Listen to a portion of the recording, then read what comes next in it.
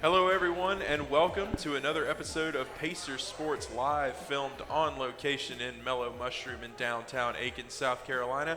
We're here, as always, with Coach Mark Miller, Coach Mark Vanderslice, and Coach Kenny Thomas. Guys, how are we doing tonight? Great, Doing good. well. Thank you. Awesome. So let's go ahead and get right into things. We'll start off with the team updates, as always. We'll start with you, Coach. You had a little bit of a slide in the season here, but we're going to start things off on a positive note. We're going to talk about the Augusta game. Let's talk about that big win at home and what that meant for you guys as a Well, obviously anytime you can play your rival and get a good win, it's really, really important. But maybe more importantly than that is that how we played. I was pleased with our effort and how hard and how well we competed for 40 minutes. And that's been a struggle for us all season long, being able to put 40 minutes of tough, hard-nosed basketball together. And, against Augusta, we did that on both ends, defensively especially, and we shot the ball really well against Augusta. So, to get a win, against your big rival, a game that everybody looks forward to, got a great crowd, great atmosphere, it just makes it special. And it's good for the kids, to have some success. It's been in one of those years with injuries and a lot of other things. To have a game like that and play well, you feel good about it. And as I said to them before, we can beat anybody when we play like we did that night. And, we just got to learn how to put 40 minutes together. Okay.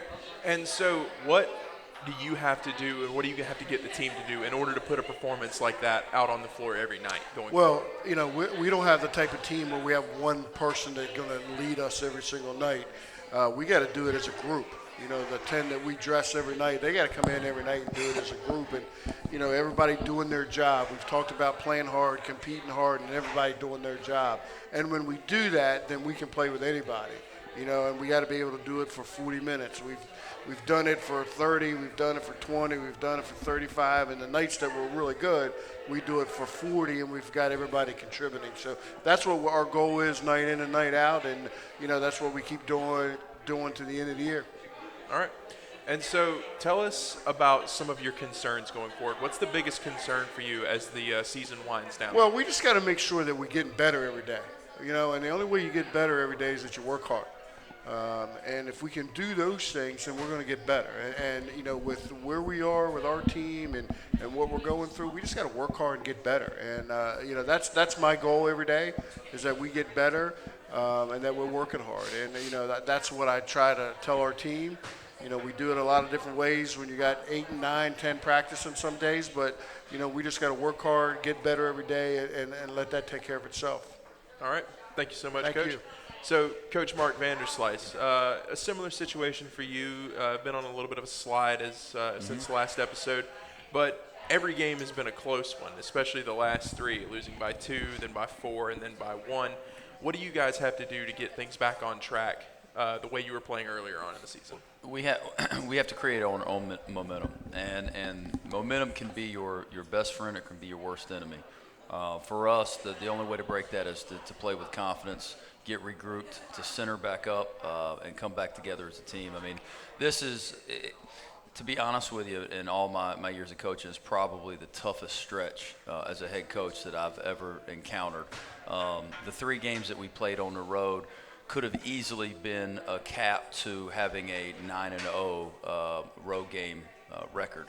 But instead, we lost on 3 last possession shots, 3 straight games in a row. I mean, to be quite honest with you, it's the equivalent of 3 walk-off home runs. It's the equivalent of 3 Hail Marys, and we've had 3 games in a row where we've lost on a last possession shot. We want to look at the positive in everything. Obviously, short term, it's a blow to the confidence. But if there's anything that we're going to look at and try to transform the momentum in our direction, it's to say, hey, this is an opportunity to look at this in a fashion of how we can learn from this experience when we need it the most down the stretch, and maybe even in conference tournament play. We've been there, and now we're able to be in a position where we can say, hey, we've learned from those mistakes, and let's not make them again. Because for whatever reason, every case was different in each of those games, but it resulted in a loss. It burns, it hurts. Our guys were a little down short-term wise, but we're going to regroup, and we're going to get back at it. So. And speaking of regrouping and getting back at it, you have the big game against Flagler on Wednesday night. and it's at home, which has been somewhere you guys have kind of struggled this season. What are you guys going to have to do in order to pick up a big win against Flagler there? Go out and grind. Go out and play. I mean, we've had a theme since we've been back from last game, and it's one war at a time. We're going to play one war at a time. We're not going to think about anything outside of Flagler. We know it's going to be a war, and if we get into a position where it comes down to executing in the last 4 minutes and maybe even the last play like it has the last 3 games, we're going to be ready for it. And nobody's going to feel sorry for you. Nobody's going to be sensitive and baby you, especially nobody in this conference. And so, and we're going to treat it like anything else. Bring our lunch pail to work, put our hard hat on, and go to work, grind it out, play hard. All right. Thank you, Coach. And so we'll wrap things up with you, Coach Kenny Thomas, the first series of baseball season. Give us a little bit of an update. Let us know how things went. Well, we won 2 out of 3 against a team ranked in the top 25, but was I satisfied? No. We didn't swing the bat very well. Friday night, we won 2-1, actually trailing 1-0 in the bottom of the 9th and scored 2 runs. So it was a very exciting time. Guys they pitched against us were pretty good. I'm not going to say they weren't. They were pretty good. The guy Friday night, left-hander, was really good. Saturday's left-hander for him was pretty good. And the right-hander yesterday was good. I thought we pitched extremely well, which is what I've said we're going to build our team around. We did pitch really well. We struggled with the off-speed pitch. We struggled with the changeup for the first 2 days. And finally broke loose Sunday. About the 6th inning, actually they were pitching a no-hitter against us to the 6th, and we broke loose, scored 4 runs, and then went on to score 10. So I thought our guys played hard, played really well defensively, and we pitched really well. And Connor Durden had a couple home runs this weekend, and Joey Smithers had a big home run, another big hit last night, and there was some real positive things. Saturday wasn't very good offensively. That was the bottom line to it. We weren't very good Saturday offensively, but I think we're going to be a good offensive team. I just don't think that was the right kind of pitching that we needed to see opening weekend with 70% changeups and breaking balls, and it threw us off a little bit. But Lincoln Memorial's got a very good team, and I think we got a very good team, and winning 2 out of 3, we're moving on, and obviously, we would have liked to have won all of them, but I guess we could say we could have lost 2 of them because we had to come back in the 9th and win the first one. So I'd say we better be satisfied, and we are. And got another big weekend this coming up with Shepherd, and then Mount Olive, and then Francis Marion, and then Georgia College, and then North Georgia goes on and on. 6 straight weekends at home, and so we'll. I think it has potential to be a really good team. We'll see. Okay, and tell us a little bit more about how you're feeling about the team after this opening weekend. Did some of those questions you may have had get answered, and how did the team perform to your expectations? Well, as I had suspected, pitching was good. The 7-ups, I call them the big 7. We could start any of them and relieve any of them. 6 of those guys pitched extremely well. We had Daniel Wiggins pitched extremely well 2 days for us. I think Freddie Beeman pitched extremely well on Friday night for us to hold us there at a 1-run ball game. So the pitching was really good. We got to get some guys going offensively like Phil Watcher.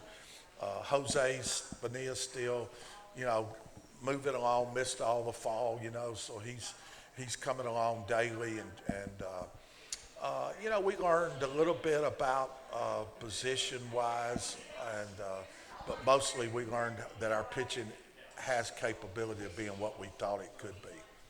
All right, thank you so much, Coach. And now we'll actually introduce our special guest for the evening. Star guest. We're here with Dan Robb, the head of enrollment management. So I understand, I've been told that you have a story to tell us tonight. I have a lot of stories to tell Singular? Well, why don't you start off by telling us one of your stories? So first off, I will be auctioning this off this evening, a fresh Philadelphia Eagles He got that in jersey. 1978, and we bought that. I have a foolproof Did that method. fit when you got it? When you bought it? I was just wondering. Hey, come on. Don't let him just go there. Don't let him go there, Dan. I got your back, baby. Come on. No, I got it. All right. I So was here's pulling the for the Eagles. foolproof way. Let him talk. Let him talk. Foolproof way to have any of my teams win, right? Here's the thing that really works. If my team is on TV, all I need to do is press the mute button, and they do much better. If I really care about the game, I DVR it and don't watch the whole thing. And then I find out who won, and it's always my team. So the key is I can't watch live sports Really? on TV. Damn. Team always loses. Yesterday, watching the Super Bowl, 2 minutes left. Brady's got the ball. You know what always happens, right? Every time. Every time. You know what I did? Mute. 2 plays later, the Patriots don't have the ball anymore. Well, I don't want to see it any more of our games. What's that? I don't want to see it any more of our games.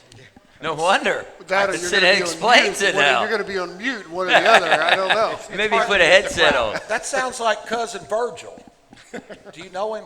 I do not. He's on Andy Griffin's show. Big Jinx, Cousin Virgil. You never remember? You went way back on that. But this is a foolproof method proven.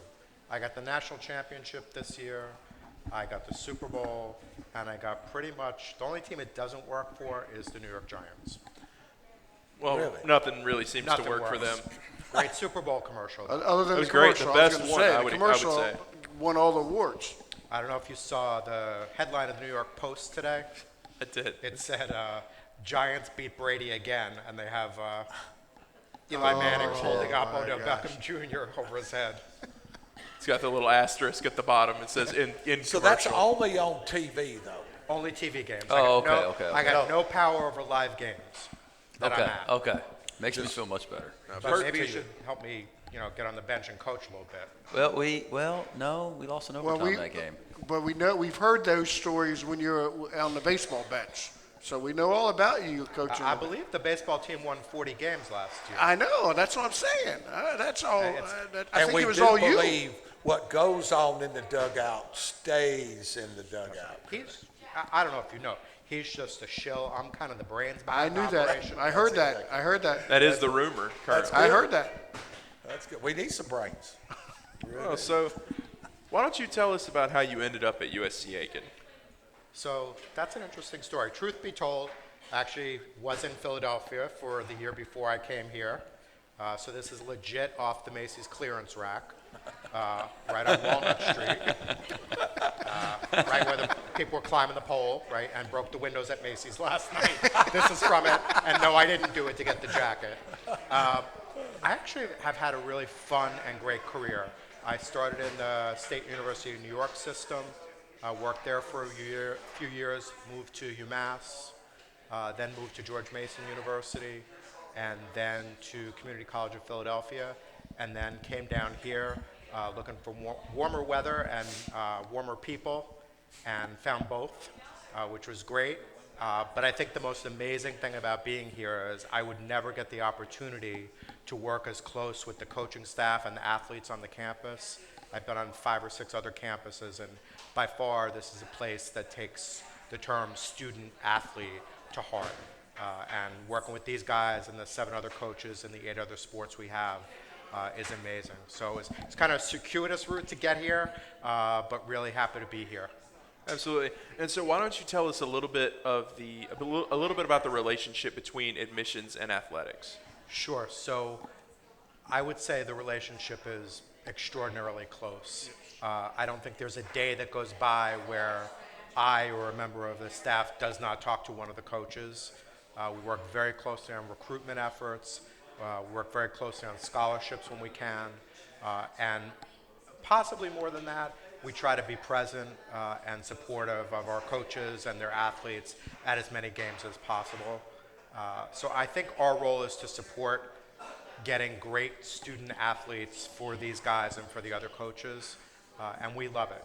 We are all big supporters of Pacer Sports in my area, and that's truly a labor of love for me, and I think for a lot of people who work for and with me.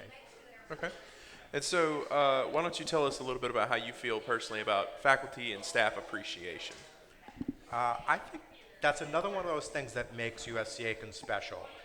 There's a night, as you know, that they do in the Convocation Center during one of the basketball games.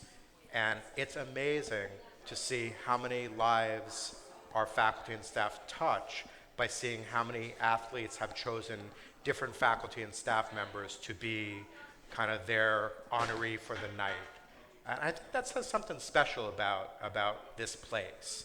I've worked at very small places. I've worked at 34,000 student universities.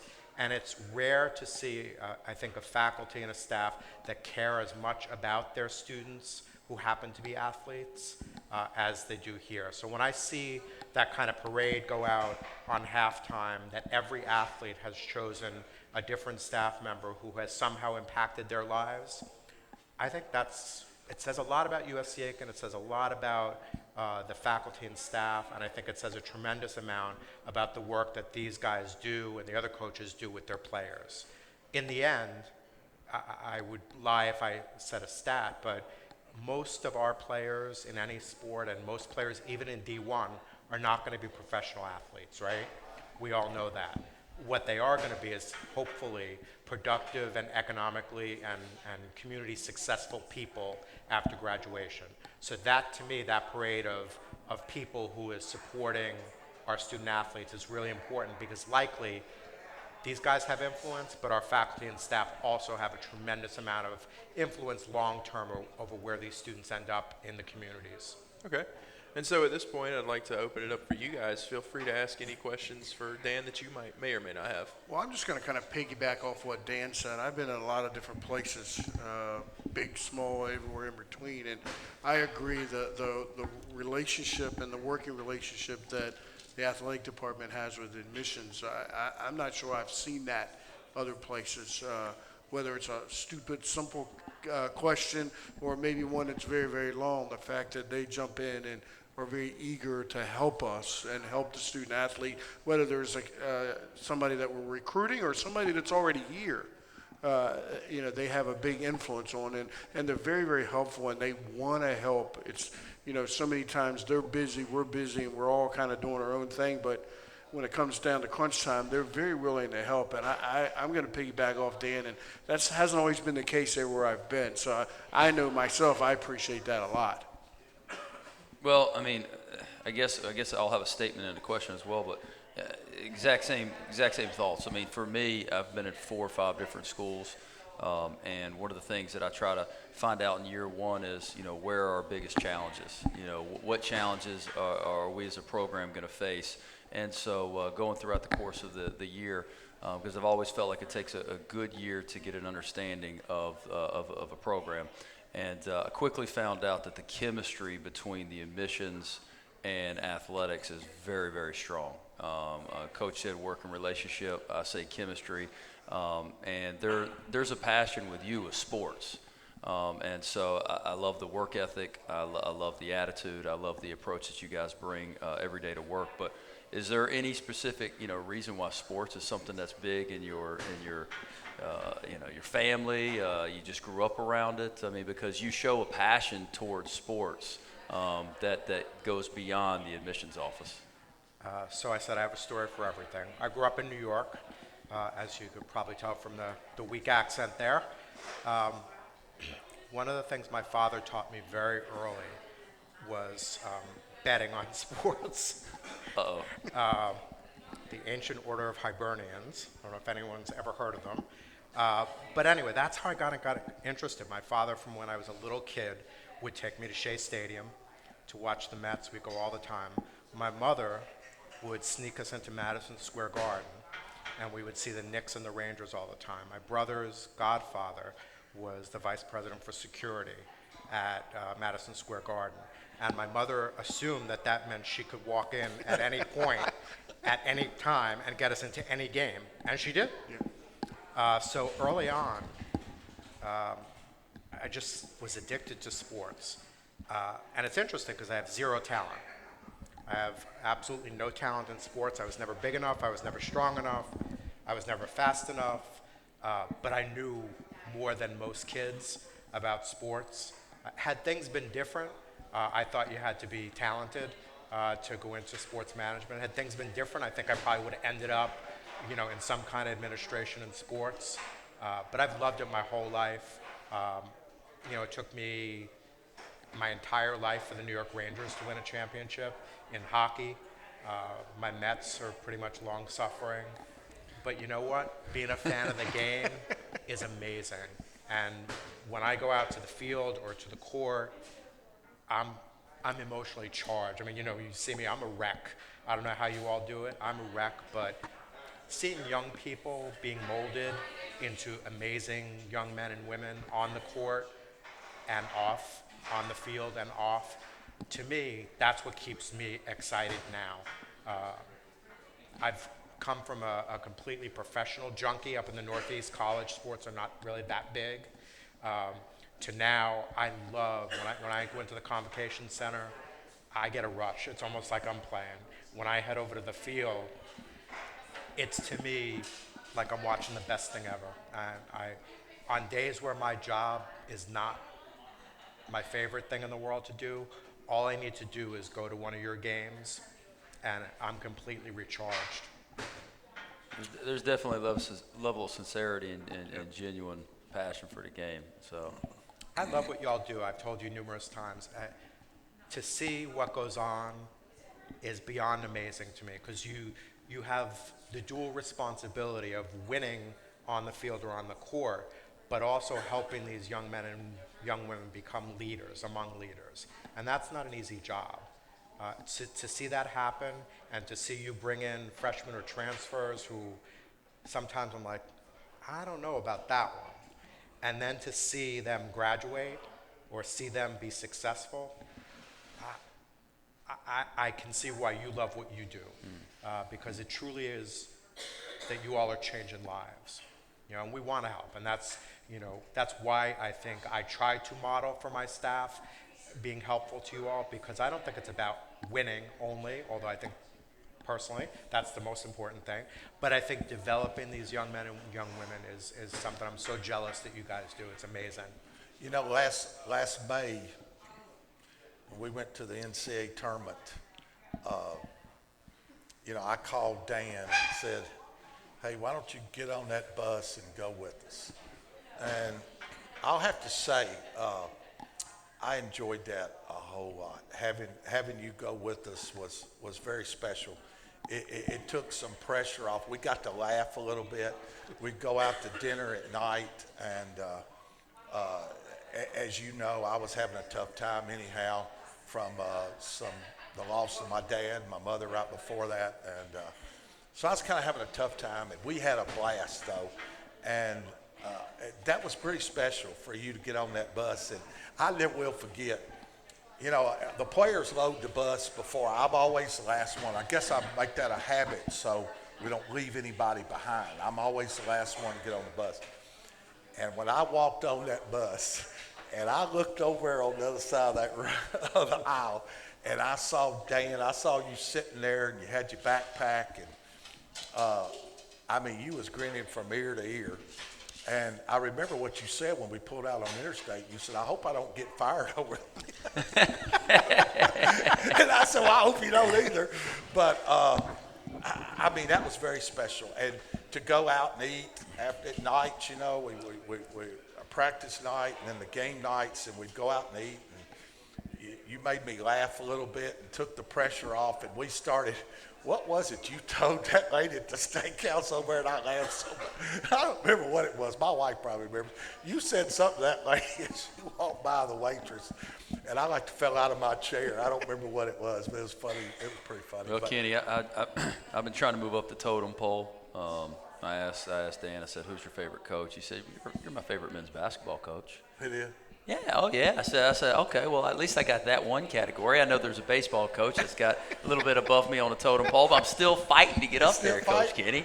I said, I know where I stand. How did you feel on that bus? Tell me, I just want to know how you felt and the pressure you felt. Did you feel the same pressure we were feeling as coaches riding? I know I have, every time I watch a game or I get ready for a game, I get ready for your games, I get nervous. I'm a rep. I say now often to the audience, I'm like, I don't know how they do that, because I told both Marks, I think, when they got hired, and he knows, I'm from the Bobby Knight School of Coaching. I would be cursing. I would have this furniture flying across this room. I would be slapping the players. I would be on probation, and I would be so fired by the NCAA in a New York minute. But going to the NCAAs was amazing. But the real story of that bus trip actually is, these baseball boys are big. They're tall, they're big guys. I'm in the third seat from the front. And we're going to Mount Olive, I think. Yeah, let's go. It's a long ride, long ride. We don't do that. So I had a few of my Diet Cokes, and I'm realizing about 2 hours into the trip that I have to avail myself of the facilities, shall we say. So I get up out of my seat, and these 6'4" guys are sleeping in the aisle all the way to the back of the bus. I try to step over one of them. Doing hurdles. I kicked one of them in the head, and I'm like, this is not going to go well. I just went back to my seat and hoped for the best for the rest of the trip. And I did not go to the bathroom until we get out to Mount Olive. I was like, oh God, this is not going to look good if I have an accident in the bus with the baseball team. I don't know how much more non-masculine you can be on a baseball bus than peeing on yourself. But I wish I could remember what you told that waitress. I fell out of my seat. What did he say? We ain't got time. It's a time here. We got to get the food down. Tell us. She said, how are y'all doing this? Or something like that, talking about the bill. And he said, oh, I'm doing fine. How are you doing it? How y'all doing it? it worked, didn't it? It worked. Yeah, we got. What about the bus driver's cooler? Yeah, you stole the bus driver's cooler with his ginger ale in it.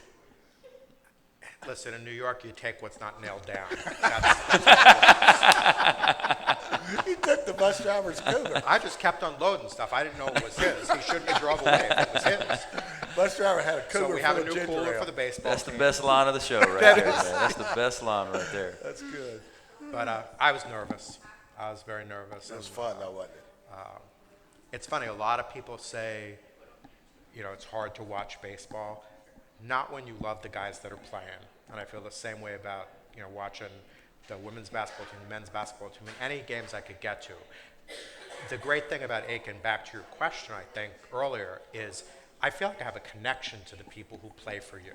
So when I see someone on the court or on the mound or out in the field, it's not just some guy playing. It's not some guy who's making $7 million a year to be shortstop. It's some guy who's playing because he really came to Aiken because he thinks he might win a national championship here. And I think that's the power of Aiken in Division II. And I think it's what brings so many athletes here who maybe aren't big D1, but they're big D2.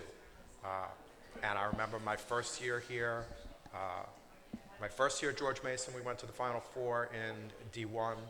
And my first year at Aiken, we went to the Final Four in D2. So now we got to go back. In men's and women's, we got to get there.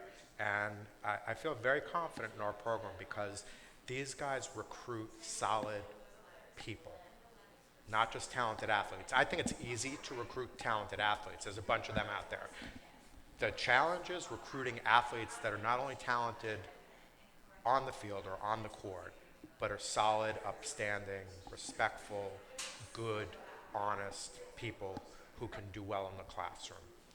I'm pretty sure that the all-student athlete GPA is higher than the all-student GPA on the campus. And I think that, again, speaks for the recruiting and the close relationship that enrollment management and athletics have.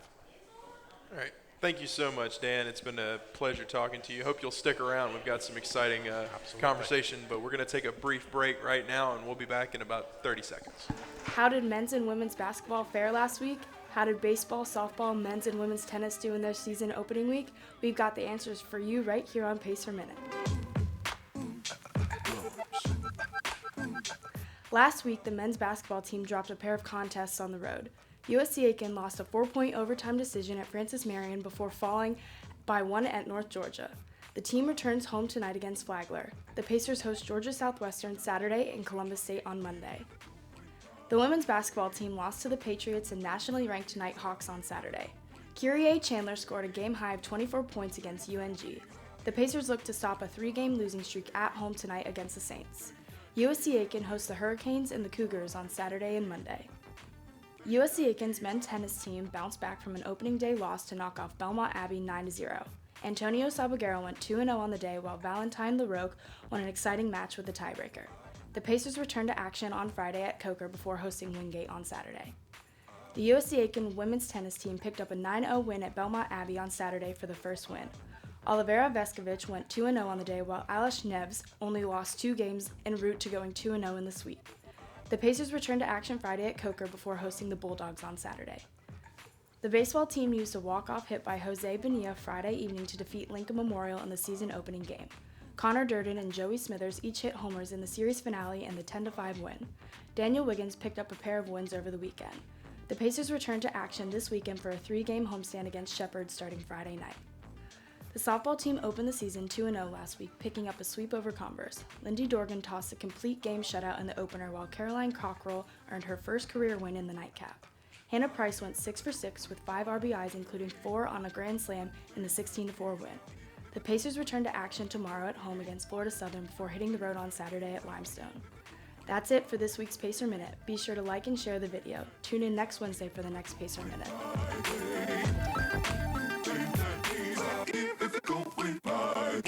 Hello, everyone, and welcome back to Pacer Sports Live. Hope you enjoyed the brief intermission, got your drink all filled up, and we're about ready to get things back started here. So why don't we start talking things a little bit inside of USC Aiken, specifically the upcoming Hall of Fame. I want to get you guys' opinion on it. What do you guys think of the Hall of Fame that's coming up? Well, for me, I think anytime you can acknowledge somebody that has, been a big part of USC Aiken over the years, I think it's a great thing to do. I think it's important to recognize those people that play a part. Many times in the start of the athletic program, and I think anytime you can do things like that, I think it's a really, really good thing, and I think it's an important thing. And I love the fact that we do it. It's hot.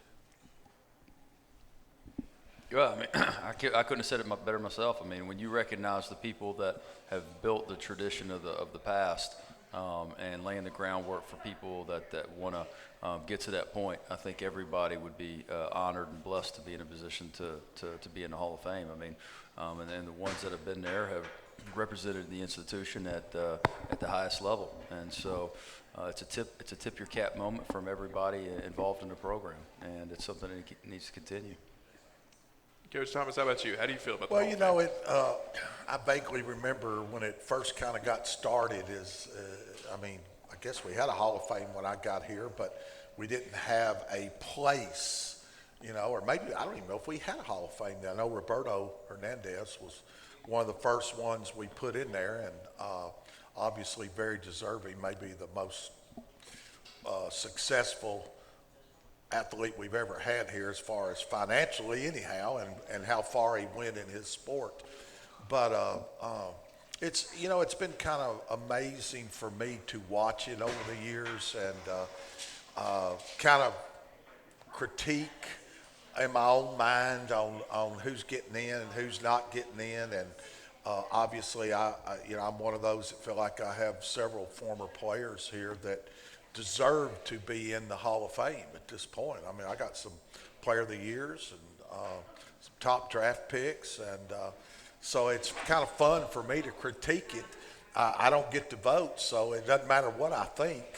It really doesn't, but it is fun, and I think it's good for the university. I think it's really good for our athletic department, and kind of exciting times for some people. And I've been inducted into 2 Hall of Fames, and I can honestly tell you that those 2 days, they were probably some of the most meaningful times of my life. I mean, as far as athletics goes,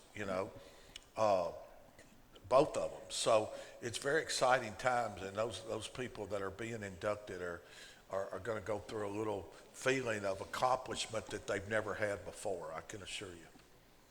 And so, what does everybody think about former athletic director Randy Work being inducted? Well, I mean, obviously, Coach Warwick was here for a long time and paid a lot of dues at this university. I can tell you that.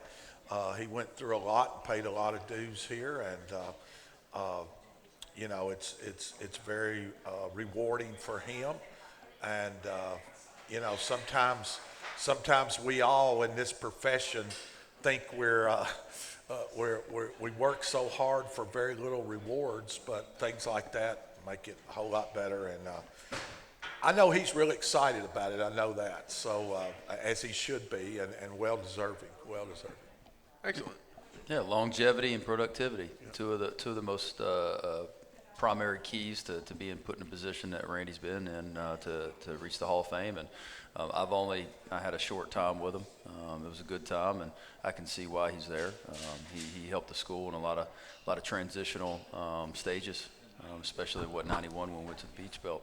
And so with the Convocation Center and the baseball and the basketball program and the other sports, you know, again, longevity is an important piece to being in the Hall of Fame, but productivity from his standpoint, helping the program out and giving his life and his soul to USC Aiken. Well, yeah, I kind of piggyback off, you know, coaches here. You know, Randy's been here. Randy's retired, and he, you know, we see him at least once a week. You know, he's back in the athletic department at least once a week, so it's well deserved. You know, he spent a lot of time, a lot of energy, a lot of effort in growing our athletic department, and someone who's spent as many years as he's done here and what he's done here, I think, you know, it's a no-brainer that he should be in, and pretty excited for him. Awesome. And so we're going to go into another segment now. We're going to get personal with each one of you guys. You know, you have about 90 seconds. Give us an update on your personal life. Just let us know how you're doing. So we'll start with you, Coach Miller. How you doing? Well, you know, right now there is not a whole lot. You know, with basketball full go, and it's not a whole lot going on. My family's doing well. You know, my son in baseball started now. My daughter's softball, and she's back on her feet after her foot surgery. So we're doing well. You know, they're excited. You know, I call my friends back home in Maryland, Pennsylvania, and say, yeah, we've been outside practicing for 2 weeks, and, you know, it's 60-degree weather, and they're like, we're throwing snowballs right now. So, you know, it's fun for us. You know, my son's senior year, so I'm excited for him. You know, with my daughter being a freshman, and, you know, she got a long way to go, but it goes by like this. So I'm going to, you know, take it in. When we get all finished with the basketball part of it, I'll be able to spend some time watching them. So kind of excited about that. Awesome. Coach Mark Vanderslice, how you doing? As a coach, we have two families. We have our personal family, and we have our team family. And being with over Christmas, you know, I think I mentioned it before. You know, from December 15th to January 16th, we had the Christmas break, but that's not for women and men's basketball coaches. You know, that's the least of a break. But now getting an opportunity, now the school's back in session, to kind of spend a little bit of quality time with the family. After hours, you know, got a chance to see the 8-month hit her first crawl last week, and the three-year-old got her first haircut. So, two little cool opportunities that I didn't want to miss, and you know, I'm sure there's going to be more to come here pretty soon. Awesome, that's excellent. And how about you, Coach Thomas? How are you doing these days? Continue to work on my second career as a meteorologist. I like to say once again to all the doubters on Saturday that we wouldn't play yesterday. I have been working very diligently on my meteorologist skills, and they seem to be working, you know, so. I thought I saw you coming out of that groundhog hole. Yeah, I watch the groundhog. I watch all that stuff. I'm addicted to that stuff. Did you know that He's gonna start talking about the groundhog. Definitely saw He's gonna start talking about that definitely movie saw now. a shadow. Yesterday day before yesterday, they mounted, athletic director's here, but they mounted a weather station for me. My wife bought it for me for Christmas on top of the building, our lookhouse, our clubhouse.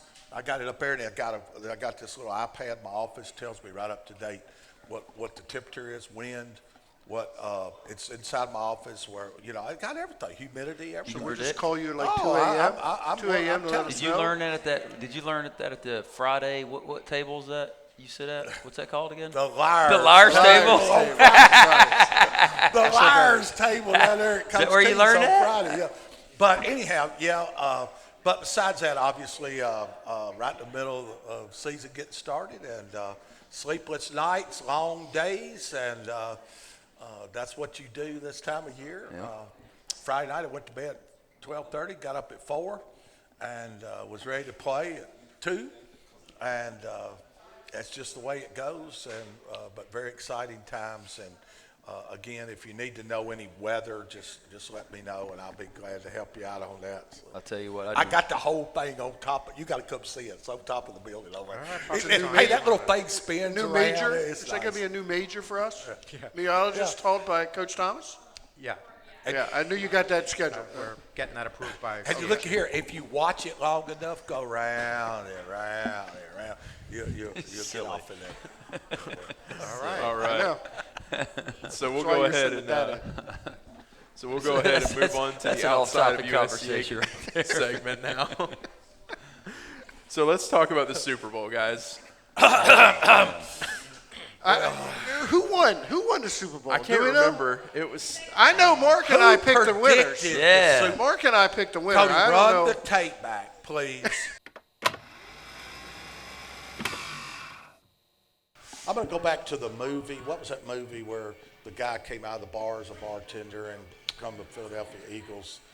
Oh, you talking about Mark Wahlberg?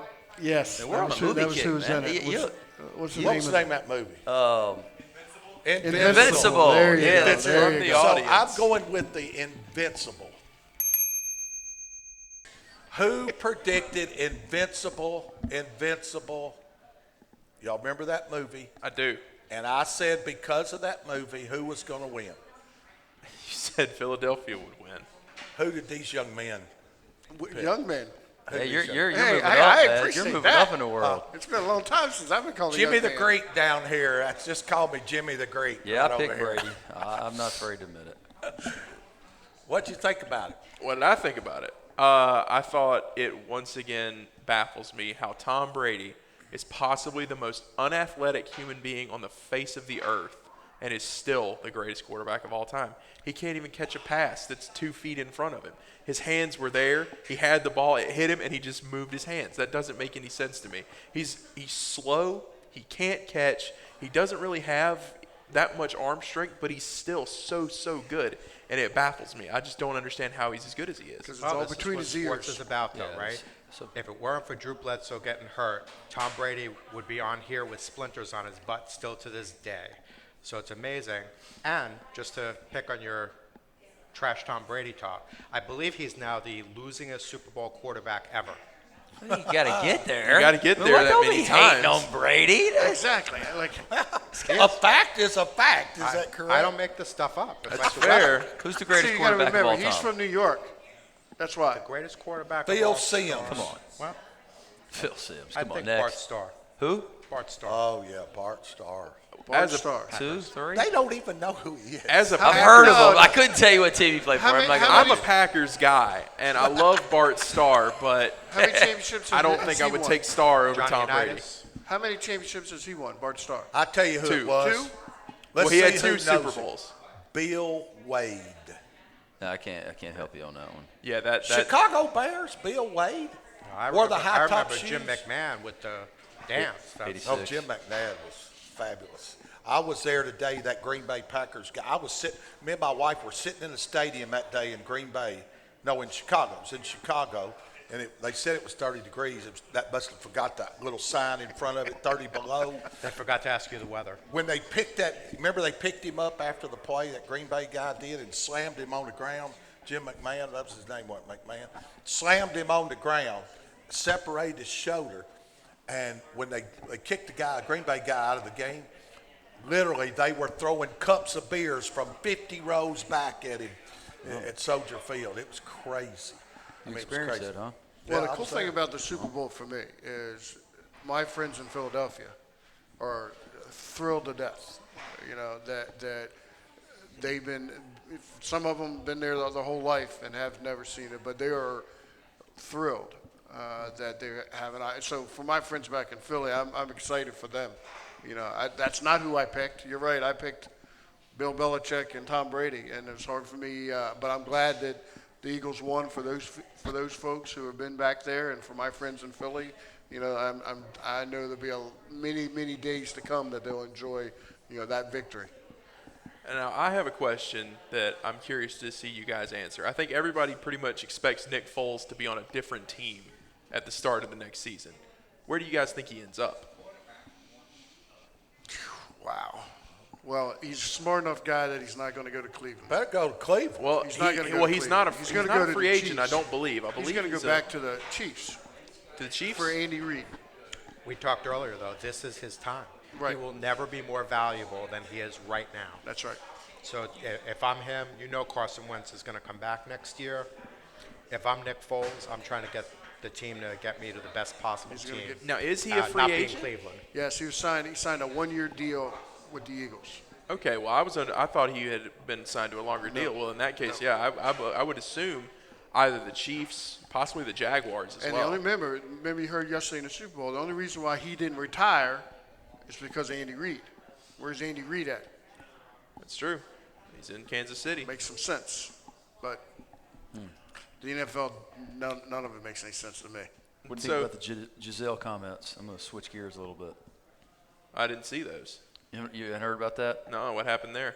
What was the quote she said? She was like, she blasted Philadelphia, saying, hey, when the kids asked her about Daddy losing the Super Bowl, says, listen, losers for 1,000,000 years need to win at some point. Says we got to share. We got to share. You didn't see man. those Yeah, quotes? I did see that. I saw Oh it. man, that was That's brutal. harsh, but not false. That's going to start up a big time rivalry. Oh yeah, absolutely. That's going to be a rivalry for a few years, and I can see that definitely for sure.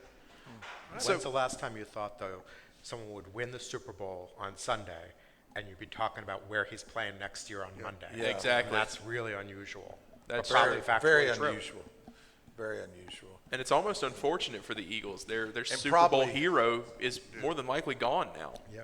And probably unusual, too, is when a team loses their franchise quarterback, they usually don't go that far. Absolutely. That's right. That usually doesn't happen.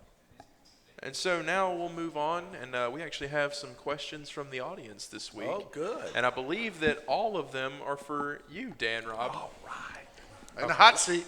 Let me just put out front that I was 8 when I gave up gambling, so that there'll be no accusations. Where's our compliance of, officer? Pari-mutuel Where's or our other. compliance Where That's you all. learned about sports, though. Listen, in New York, they had OTB, off-track betting on every corner, so it was legal, I believe.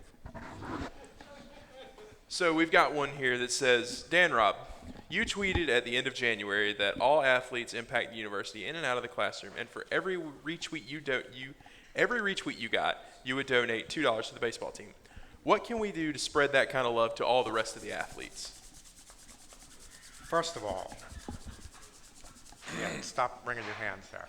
I tweeted today out that I said I did it kind of to support a day that was going on USC system-wide, and people were tweeting a whole lot of stuff, and I decided to tweet about athletics. And I thought, while I think I'm very wise and have lots of great things to say, I figured maybe 30, 40, maybe 50 people would retweet this. Oh, no. 149 people retweeted Thank it. you very much. So I will be rounding it up $2 to make it an even $300 for the baseball team this year. Probably feed those boys maybe one meal the way they eat. No, I won't feed them. But I do think that the athletes, particularly on this campus, do make a difference because, as I said earlier, they're not just athletes. They're lots of smart young women and smart young men who are going to go places here. And I thought, I have so much respect for what they do, and I thought it was important to recognize their impact. The university system was trying to talk about the impact that all the USC campuses make in South Carolina, which certainly is true. But for me, the people who impact my life the most are these guys and their players and the 8 other teams. And I thought it was, I'm not rich enough to tweet for all 11 sports quite yet. So I started with the one whose season was starting this weekend. But the impact that they make, certainly on me, which is the least important impact they make, is amazing. I sit in envy every time I watch these players play. but I also sit in envy when I see them interacting with faculty or eating in the cafeteria with non-athletes and talking. So I thought it was important to recognize their impact as people, not just as athletes. Excellent. And so this one here, I think, is a little bit more on the fun side. It says, who picked out Dan Robb's bow tie? Is it somebody from Notre Dame?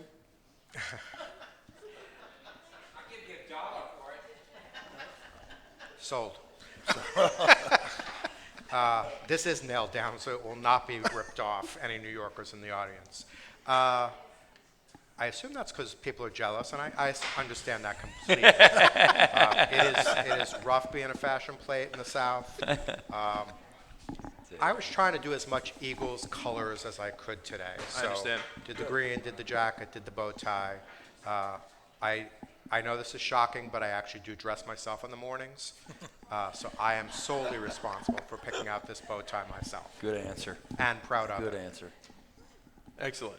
And so now we'll go ahead and enter into our trivia section of the show. So this week's question was, name 2 of the 4 players across softball and baseball that hit home runs this weekend. And I believe the correct answers for that one was Hannah Price, Dalton Weeks, Joey Smithers, and Connor Durden. Thanks, guys. And so Sarah Sams is actually our winner this week, a member of the softball team, interestingly enough. She answered with Hannah Price and Dalton Weeks, so she'll get some free Pacers swag, and honestly, you can't really beat that. That's the best possible outcome, right? Free, it's for me. Works. If it's free, it's for me. That's a good answer. And so I think that about wraps everything up for tonight. So for Coach Mark Miller, Coach Mark Vanderslice, Coach Kenny Thomas, and Dan Robb, I'm Jordan Phillips. Thank you guys for tuning in, and we'll see you again on February 19th down here at Mellow Mushrooms, 7 o'clock.